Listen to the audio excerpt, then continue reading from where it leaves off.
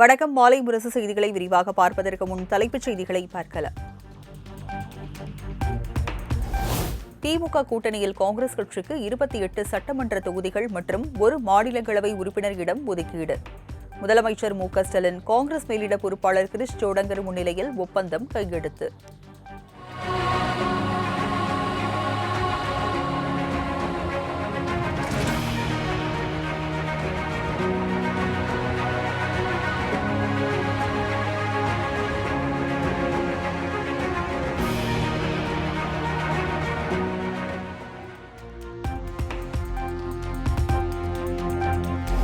தாவேக தலைவர் விஜயை காட்டி திமுகவிடம் கூடுதல் தொகுதிகளை வாங்கிய காங்கிரஸ் கட்சி. கடந்த சட்டமன்ற தேர்தலில் 25 இடங்களை ஒதுக்கிய திமுக இந்த முறை 3 தொகுதிகளை கூடுதலாக விட்டுக் கொடுத்துள்ளது.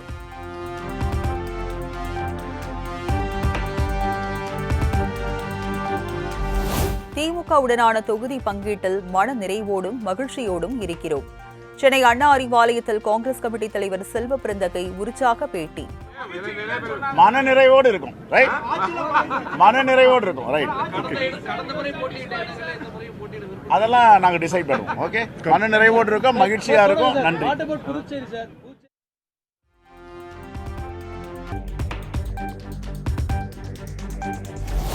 காங்கிரஸ் உடனான தொகுதி பங்கீடு ஒப்பந்தத்திற்கு பின் சிரித்த முகத்துடன் இல்லத்திற்கு புறப்பட்ட முதலமைச்சர் மு.க.ஸ்டாலின். அனைத்தும் கச்சிதமாக முடிக்கப்பட்டதாக சைகையால் உணர்த்தும் வீடியோ இணையத்தில் வைரல்.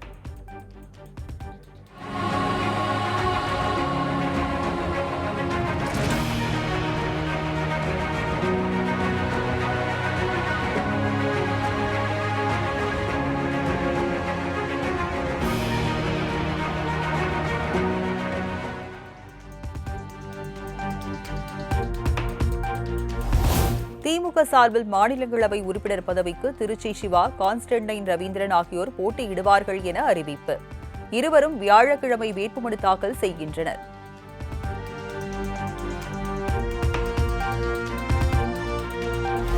மாநிலங்களவை உறுப்பினர் பதவி வேட்பாளராக மீண்டும் அறிவித்த முதலமைச்சருக்கு திருச்சி சிவா எம்பி நன்றி. கூட்டணி கட்சிகளை ஒருங்கிணைத்து அரவணைத்து செல்லும் தலைவராக மு.க.ஸ்டாலின் திகழ்வதாகவும் பேட்டி.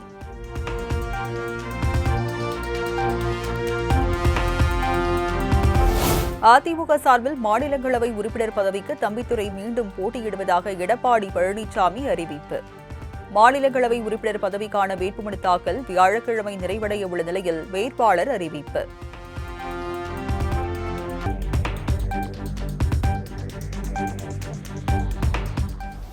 அதிமுக கூட்டணியில் இடம்பெற்றுள்ள பாமகவுக்கு ஒரு மாநிலங்களவை இடம் ஒதுக்கீடு. பாமக தரப்பில் அன்புமணி ராமதாஸ் எம்பியாக வாய்ப்பு. திமுக தொகுதி பங்கீட்டு குழுவுடன் இந்திய கம்யூனிஸ்ட் கட்சி 2ஆம் கட்ட பேச்சுவார்த்தை. 6 தொகுதிகள் ஒதுக்கப்படலாம் என கூறப்படும் நிலையில் நாளையும் பேச்சு நடத்தப்படும் என மாநில செயலாளர் வீரபாண்டியன் பேட்டி.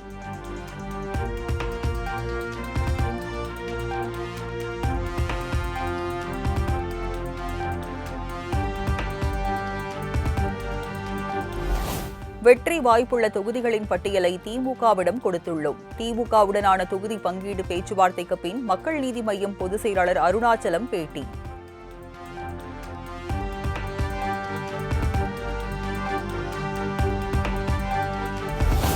சென்னை சைதாப்பேட்டையில் இரும்பு பாலம் அமைக்கும் பணிகள். முதலமைச்சர் மு.க.ஸ்டாலின் நேரில் பார்வையிட்டு ஆய்வு.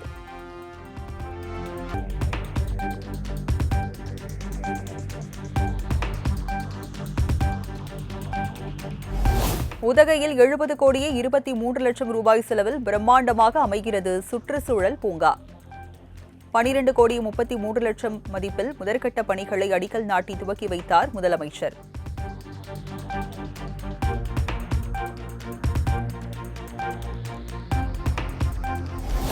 சொத்து வரி, மின்சார கட்டணம் ஏற்றி மக்களை வஞ்சித்த திமுக மீண்டும் ஆட்சிக்கு வராது என முன்னாள் அமைச்சர் ஜெயக்குமார் திட்டவட்டம்.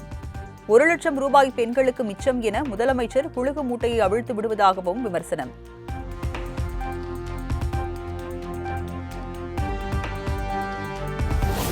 எழுபது சதவிகித அதிமுக தொண்டர்கள் திமுகவில் இணைய உள்ளதாக ஓ பன்னீர்செல்வம் பேச்சு. வரும் 7ஆம் தேதியன்று 1 லட்சத்திற்கும் அதிகமானோர் திமுகவில் இணைவார்கள் என்றும் தகவல்.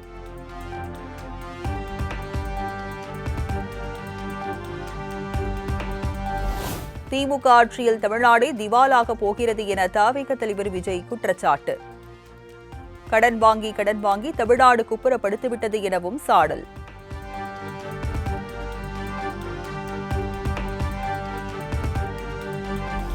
மாற்றி மக்களை ஏமாற்றி தமிழ்நாட்டில் ஆட்சி நடத்துவதாக திமுக அதிமுகவை மறைமுகமாக விமர்சித்த விஜய் தனது பிரச்சாரத்தை முடக்க எஸ்ஓபி போடுவதாகவும் தன் மீது வீண்பழி போடுவதாகவும் காட்டம்.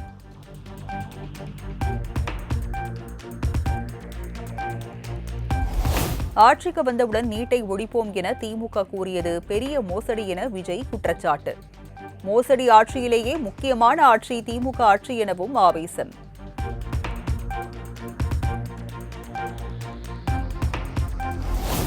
ஓம் சக்தி பராசக்தி திமுக ஒரு தீய சக்தி என சிறுவர்கள் கூட பேசுகின்றனர்.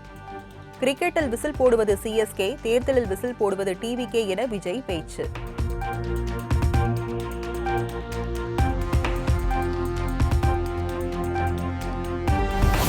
எழுதி கொடுக்கும் ஸ்கிரிப்டை பார்த்து பேசும் விஜய் ஒரு கை தேர்ந்த நடிகர் என அதிமுக முன்னாள் அமைச்சர் ஜெயக்குமார் விமர்சனம். ஒரு முறையாவது செய்தியாளர்களை சந்திக்க வேண்டுமா இல்லையா எனவும் கேள்வி.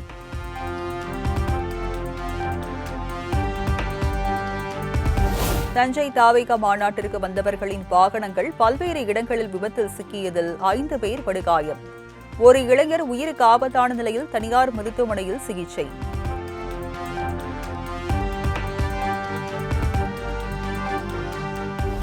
தஞ்சை செங்கிப்பட்டியில் விஜய் மக்கள் சந்திப்புக்கு 5000 பேருக்கு அனுமதி வாங்கிய நிலையில் கட்டுக்கடங்காத கூட்டம் திரண்டதால் பரபரப்பு. காவல்துறையின் பேரிகார்டுகளை சேதப்படுத்திவிட்டு கூட்டத்தின் தடுப்புகள் மீது ஏறி உள்ளே சென்ற தொண்டர்கள்.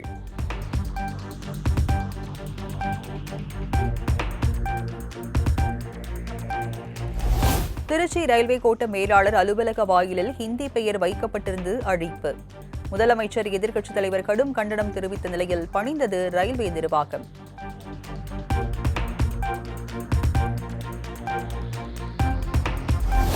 மடப்புரம் கோவில் காவலாளி அஜித்குமார் கொலை வழக்கு. நகை காணாமல் போனதாக புகார் அளித்த நிகிதா மதுரை மாவட்ட கூடுதல் நீதிமன்றத்தில் ஆஜர்.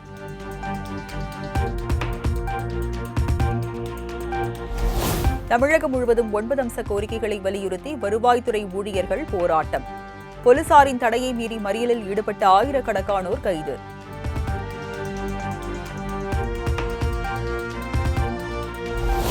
கோவையின் காவல் தெய்வமான கோணியம்மன் கோவில் தேர் திருவிழா கோலாகலம். ஆயிரக்கணக்கான மக்கள் கலந்து கொண்டு தேரை வடம் பிடித்து இழுத்து தரிசனம்.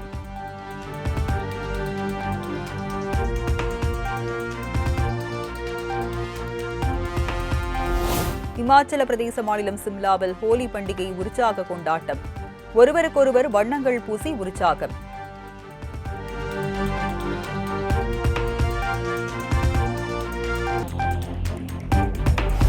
இலங்கை அருகே நிறுத்தி வைக்கப்பட்டிருந்த ஈரானிய கப்பல் மீது அமெரிக்காவின் நீர்மூழ்கி கப்பல் தாக்குதல். சுமார் 100 பேர் மாயமானதாகவும் 78 பேர் காயங்களுடன் மருத்துவமனையில் அனுமதிக்கப்பட்டுள்ளதாகவும் இலங்கை கடற்படை தகவல்.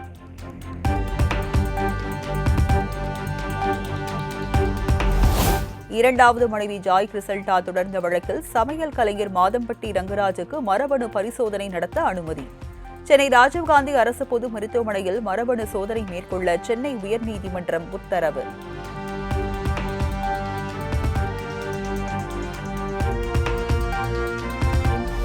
ஈரான் மீது அமெரிக்காவும் இஸ்ரேலும் தொடர் ஏவுகணை தாக்குதல். டெஹரானில் உள்ள மெஹராபாத் சர்வதேச விமான நிலையம் முற்றிலும் சேதமடைந்ததாக ஈரானிய ஊடகங்கள் தகவல்.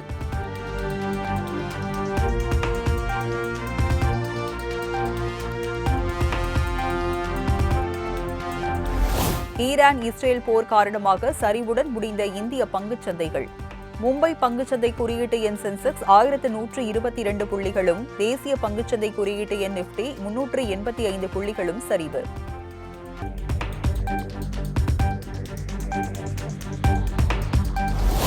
இந்திய கிரிக்கெட் அணியின் முன்னாள் கேப்டன் தோனி 1000 ரூபாய் அபராதம் விதிப்பு. ராஞ்சியில் அதிவேகமாக வாகனம் ஓட்டியதற்காக அபராதம் விதித்த போக்குவரத்து போலீசார்.